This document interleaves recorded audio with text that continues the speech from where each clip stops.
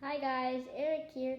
Today I'm gonna build fighter jets that go with my aircraft carrier that I showed you guys how to build in the last video. And here are the pieces that you need.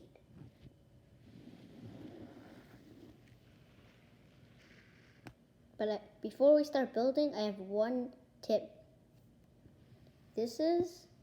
I know it is a 1x3, but it only has 2 studs. These are very special pieces. Anyway, let's start building.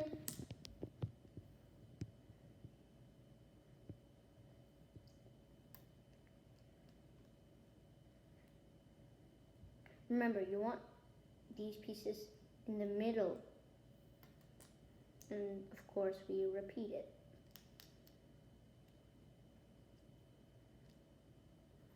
Thanks. See you in my next video.